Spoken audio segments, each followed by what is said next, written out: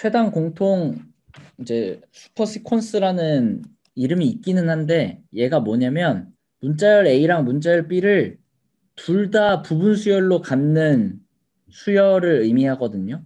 그래서 보면 요 SA, SBA랑 ABA, SA가 있으면 만약에 SA, BA, SBA라는 거에 요 A도 나타나죠. 어디 나타나죠? SA, SBA 이렇게 그러니까 꼭 이어져 있지 않더라도 표현만 되면 돼요.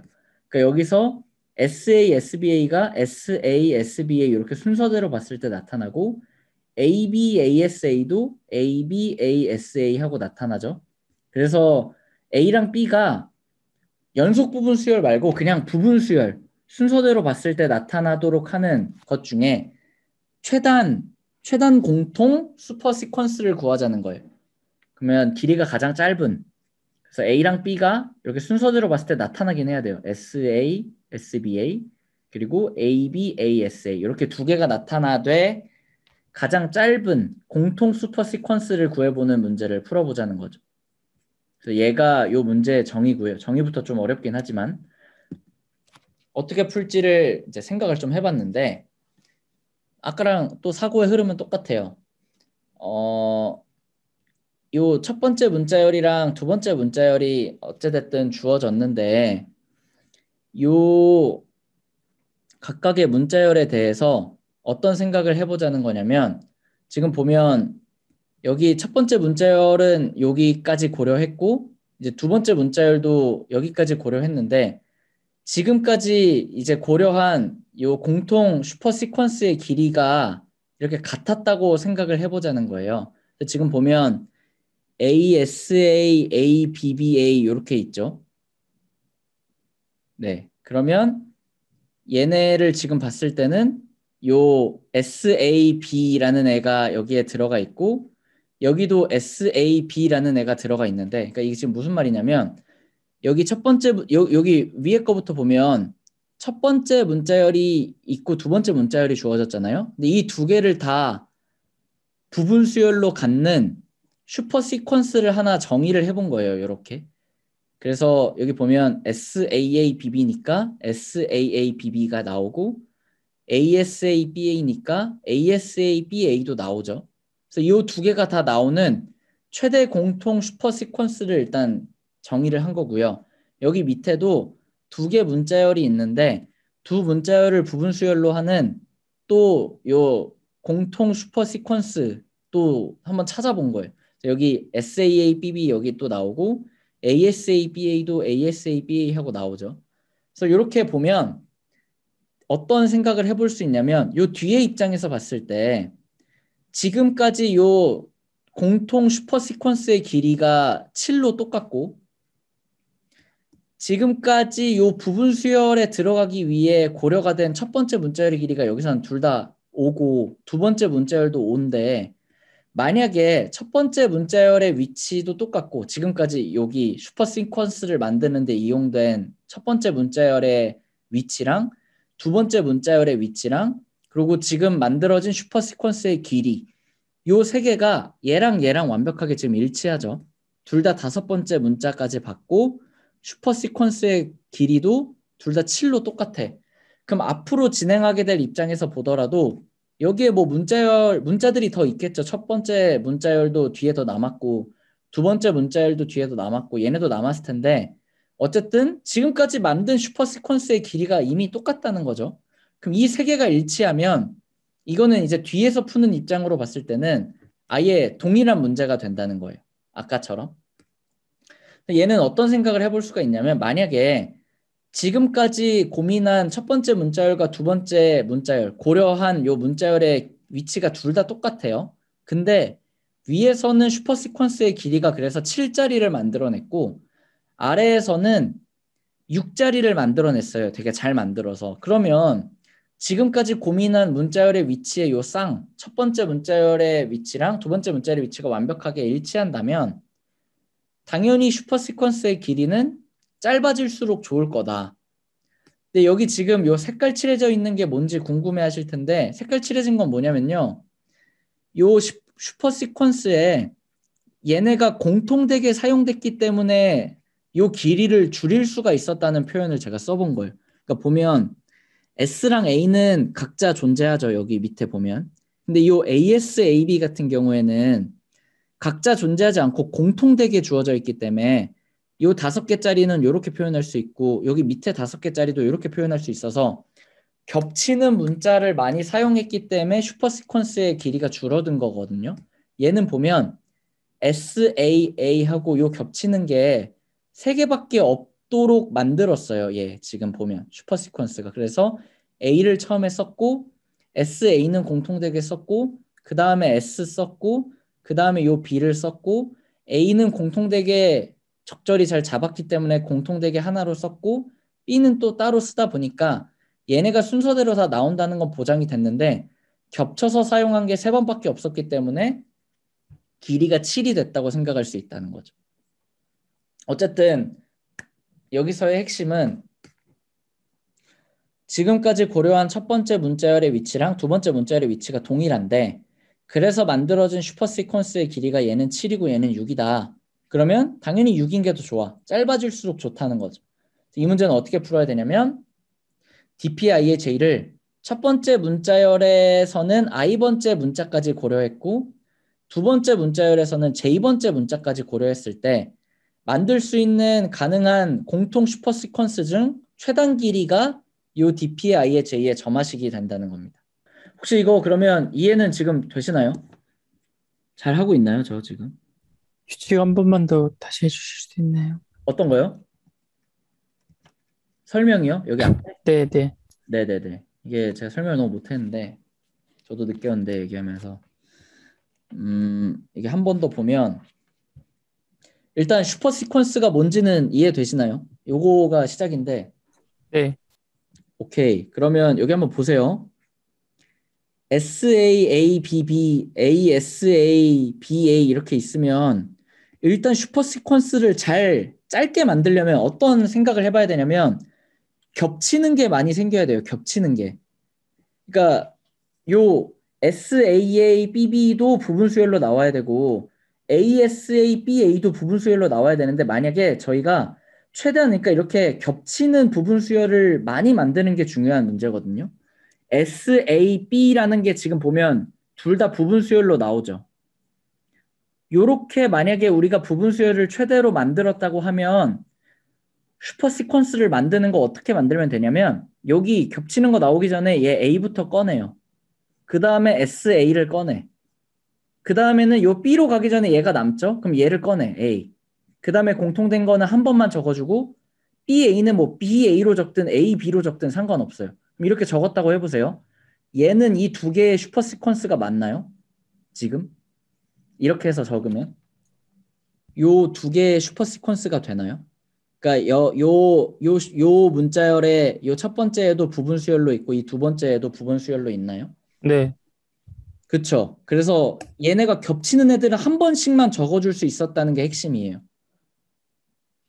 요 안 겹치는 애들은 A 여기 있고 A 여기 있고 B 여기다 적었고 A 여기다 적었는데 얘네는 겹치게 부분 수열이 이렇게 나아가면서 공통되게 잡을 수 있었기 때문에 한 번씩만 적어도 아래랑 위는 둘 다 부분 수열을 만들어줄 수 있는 거거든요.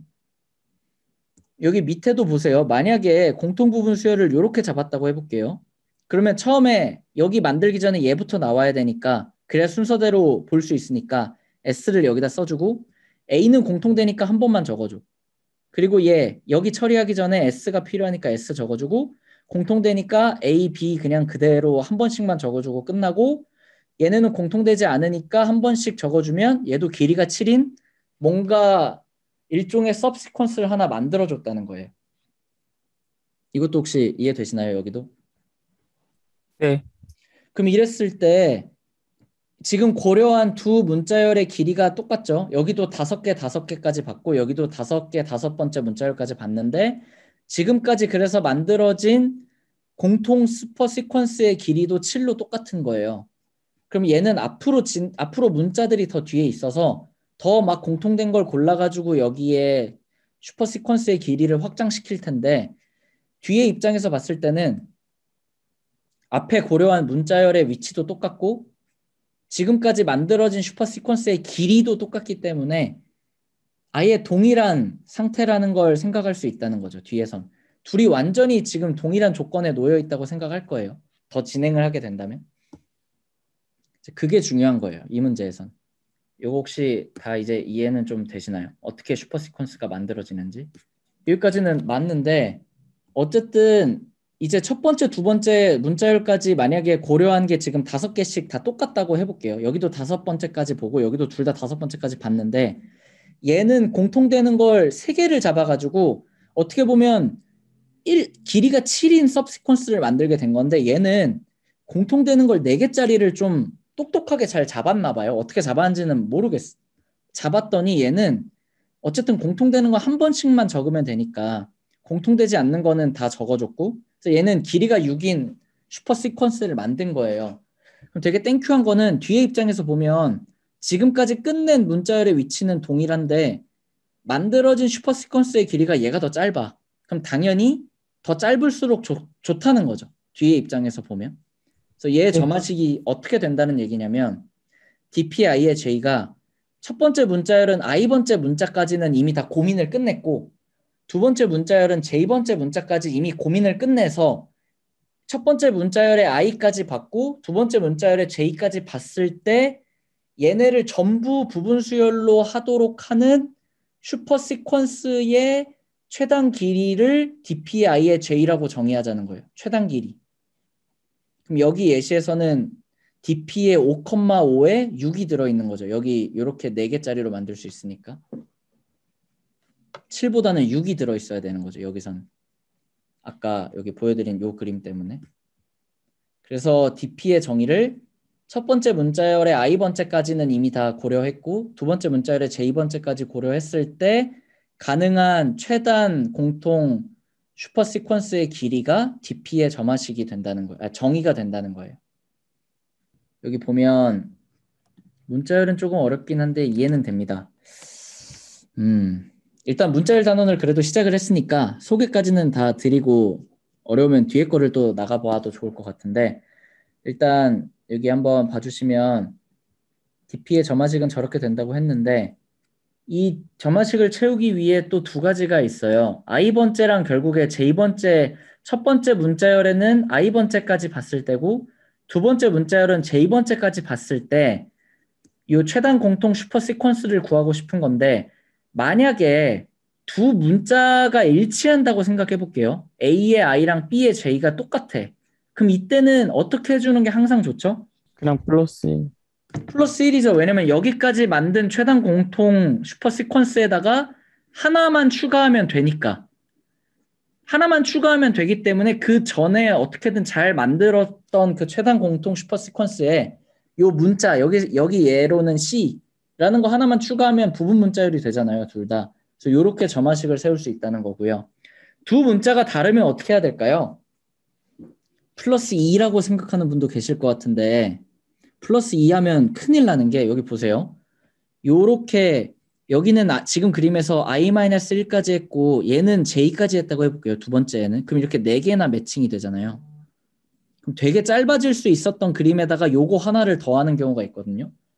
얘가 둘이 문자가 다를 때는 어떻게 점화식을 세워줘야 되냐면 요렇게 지금 요렇게 잘렸을 때 그러니까 이 첫 번째 문자열의 마지막 애만 제외하고 매칭을 다 끝냈을 때 요렇게 걔가 뭐죠? dp의 i-1의 j가 되겠죠. 요 첫 번째 문자열에 어쨌든 둘은 매칭이 안 됐으니까 이 첫 번째 문자열의 마지막 문자를 제외하고는 다 슈퍼 시퀀스가 만들어진 경우에다가 1을 더하는 거야. 왜냐면 마지막 애는 매칭을 안 한 거니까. 혹은 두 번째 문자열의 마지막 문자만 매칭을 안 했을 수도 있으니까 얘를 제외하고 나머지에 대한 매칭만 끝났을 때 그러니까 얘는 dp의 i의 j-1 dp의 i의 j-1에다가 1을 더한 거 그래서 둘 중에 최소값을 넣어줘야 된다는 거예요. 그래야 비로소 얘네가 i까지 그리고 얘는 j까지 매칭이 원활하게 끝나게 된다는 거죠. 네, 그래서 이렇게 되는 거고 그러면 점화식은 저렇게 나왔는데 초기 조건은 여기 맨 첫 번째 행이랑 첫 번째 열 같은 경우에는 이제 너무 당연하게 채워지는 값들이기 때문에 여기 1,1은 어쨌든 둘이 뭔가 같으면 1이고 아니면 2거든요. 같으면 하나만 쓰면 되고 아니면 둘 다 써야 되니까. 그리고 이 첫 번째 열이랑 첫 번째 행 같은 경우에는 요 두 개의 문자가 같을 때랑 다를 때로 나눠서 두 개의 문자가 같으면 어차피 얘랑 얘랑 같다는 거는 어떤 얘기랑 똑같냐면 그 전에 거를 그대로 가져와도 된다는 얘기랑 똑같고요. 만약에 둘이 다르면 그 전에 거에다가 하나의 문자를 추가적으로 더하면 된다는 거기 때문에 여기에 대해서는 조금 고민을 해보셔야 돼요. 이 점화식이 초기값을 채울 때 왜 이런 식으로 나오는지는 좀 더 고민을 해서 채워보시면 좋을 것 같고요. 그래서 여기 첫 번째 행이랑 첫 번째 열이 다 채워졌다는 전제 하에서 여기 점화식들을 쭉 채워주면 다음과 같은 값들이 만약에 나왔다고 생각을 해볼게요. 그럼 최종적으로는 얘는 첫 번째 문자열의 이 길이가 만약에 3이었다고 하면 세 번째 행까지, 두 번째 문자열은 길이가 4였다고 하면 네 번째 행까지, 얘를 다 채우면 결국에 각각을 끝까지 다 매칭했을 때의 최단 공통 서브시퀀스의 길이가 궁금했던 거기 때문에 얘의 답은 DP의 요 마지막 위치에 있는 값이 답이 된다는 겁니다.